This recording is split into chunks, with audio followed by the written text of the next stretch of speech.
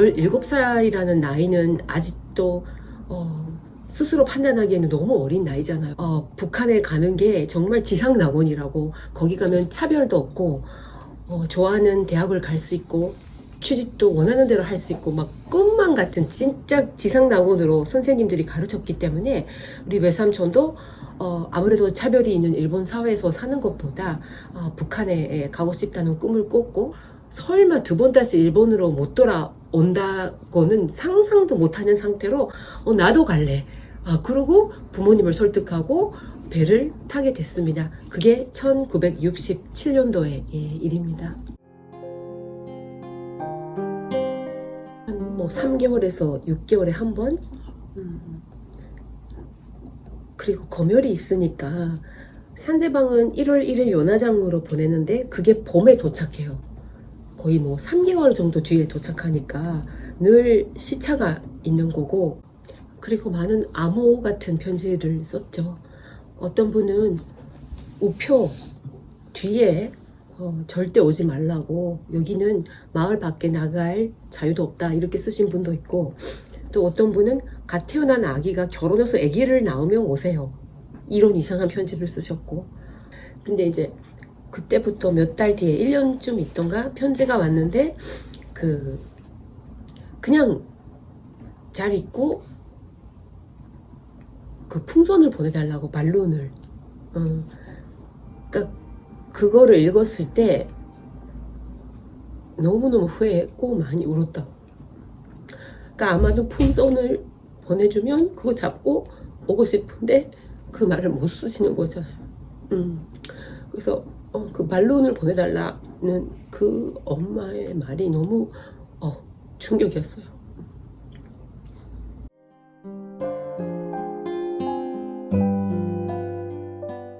가족들을 만나는 면회 시간 자체가 주어지지 않아서 열흘간인가?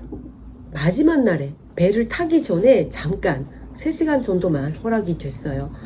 정말 우리끼리가 됐을 때 외숙모 그리고 3명의 아이들은 거기 있었잖아요. 다 울었어요. 갑자기 우리끼리가 되면 막 다 울면서 아버지가 연행됐다, 어디론가 연행돼서 우리도 무섭다, 그 얘기를 들었어요.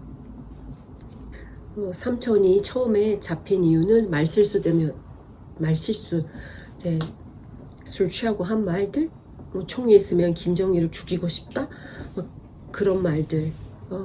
또 일본에서 국제 전화를 받았는데 일본에 있는 큰 외삼촌이 한 말 때문에, 일본에 있는 외삼촌이 그냥 모르고 루마니아도 다 독재자를 국민들이 쓸어들여서 붕괴됐으니 몇 년만 참으면 북한도 그렇게 된다, 이렇게 말씀을 하셨어요. 근데 그걸 듣는 것도 죄인 거예요, 북한에서는. 그래서 다 잡혀갔다고, 그 자리에 있던 사람들이. 그래서 고문을 당했다. 방문해서 오는 길에 기억나는 것은 막 배 안에서 우시는 분들, 그분들은 자기 딸을 보러 갔는데 딸이 자기보다 늙어 보여서 너무 슬프다고 우셨고, 딸이 허리가 휘어서 우시는 분도 있었고, 자기 자식이 이빨이 다 없다고, 치아가 다 없다고 해서 얼마나 고생을 했고 얼마나 영양이 부족하면 그렇게 될까, 막 일본으로 돌아오는 배 안에서 서로 북한에서 가족을 만났지만 만났던 기쁨보다 너무 슬픈 마음으로 울면서 이제 일본으로 돌아가는 그런